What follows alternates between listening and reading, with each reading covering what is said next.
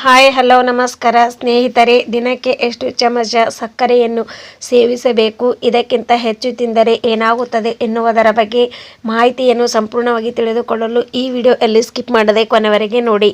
ಸಕ್ಕರೆಯು ಆರೋಗ್ಯಕ್ಕೆ ಹಾನಿಕರ ಅನ್ನೋದು ನಮಗೆಲ್ಲ ತಿಳಿದಿದೆ. ಆದರೆ ಪ್ರತಿಯೊಬ್ಬರಿಗೂ ಸಿಹಿ ತಿನ್ನಬೇಕು ಎಂಬುವ ಬಯಕೆ ಸಹಜ. ಒಬ್ಬ ವ್ಯಕ್ತಿಯು ಪ್ರತಿನಿತ್ಯ ಎಷ್ಟು ಸಕ್ಕರೆ ಸೇವಿಸಬೇಕು ಎಂಬುದು ಬಹಳ ಮುಖ್ಯ. ನಾವು ಪ್ರತಿದಿನ ಎಷ್ಟು ದೈಹಿಕ ಚಟುವಟಿಕೆಗಳನ್ನು ಮಾಡುತ್ತೇವೆ ಎಂಬುದರ ಮೇಲೆ ಇದರ ಪರಿಣಾಮವನ್ನು ಅವಲಂಬಿತವಾಗಿರುತ್ತದೆ. ಸಕ್ಕರೆಯು ದೇಹಕ್ಕೆ ಯಾವುದೇ ರೀತಿಯಲ್ಲಿ ಪ್ರಯೋಜನಕಾರಿಯಲ್ಲ. ಇದರಲ್ಲಿ ಯಾವುದೇ ಉತ್ತಮ ಪೋಷಕಾಂಶಗಳು ಇರುವುದಿಲ್ಲ. ಹೆಚ್ಚು ಸಕ್ಕರೆ ತಿನ್ನುವುದರಿಂದ ಅನೇಕ ರೋಗಗಳು ಬರಬಹುದು.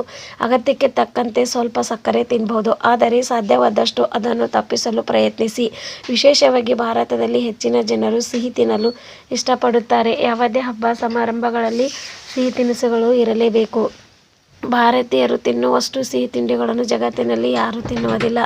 ಬಹುತೇಕ ಮನೆಗಳಲ್ಲಿ ಊಟದ ನಂತರ ಸಿಹಿ ತಿನ್ನುವ ಅಭ್ಯಾಸವಿದೆ.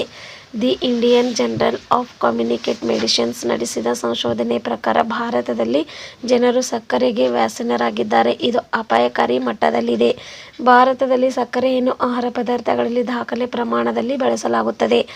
ಭಾರತದಲ್ಲಿ ಪ್ರತಿ ವರ್ಷ ಶೇಕಡ 80ರಷ್ಟು ನೋವುಗಳು, ಮಧುಮೇಹ, ಕ್ಯಾನ್ಸರ್ ಮತ್ತು ಹೃದಯದಿಂದ ಸಂಭವಿಸುವಂತಹ ಕೆಲವು ರೋಗಗಳಿಗೆ ಸಕ್ಕರೆ ಸೇವನೆಯೇ ಸಂಬಂಧಿಸಿವೆ. ದಿನಕ್ಕೆ ಎಷ್ಟು ಚಮಚ ಸಕ್ಕರೆಯನ್ನು ತಿನ್ನಬೇಕು, ಆರೋಗ್ಯಕರವಾಗಿರುವ ದಿನಕ್ಕೆ ಎಷ್ಟು ಸಿಹಿ ತಿನ್ನಬೇಕು ಎಂಬುದನ್ನು ತಿಳಿದುಕೊಳ್ಳಿ. ಒಬ್ಬ ವ್ಯಕ್ತಿಯು ದಿನಕ್ಕೆ 6 ಚಮಚಕ್ಕಿಂತ ಹೆಚ್ಚು ಸಿಹಿ ತಿನಿಸುಗಳನ್ನು ತಿನ್ನಬಾರದು.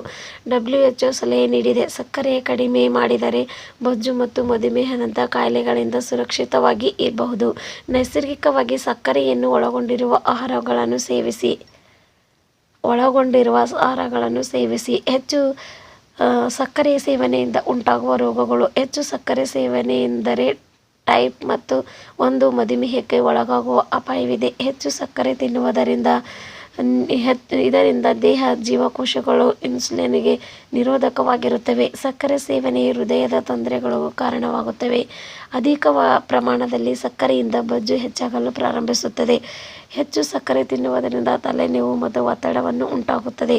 ಹಾಗಾಗಿ ಸ್ನೇಹಿತರೆ, ಎಷ್ಟರ ಮಟ್ಟಿಗೆ ಎಷ್ಟು ಸಕ್ಕರೆಯನ್ನು ಸೇವಿಸಬೇಕು ಮತ್ತು ಸಕ್ಕರೆ ಹೆಚ್ಚಿನ ಪ್ರಮಾಣದಲ್ಲಿ ಸೇವಿಸುವುದರಿಂದ ಏನೆಲ್ಲ ಅನಾಹುತ ಆಗುತ್ತದೆ ಎನ್ನುವುದರ ಬಗ್ಗೆ ಸಂಪೂರ್ಣವಾದ ವಿಡಿಯೋ ಕೊನೆವರೆಗೆ ನೋಡಿ.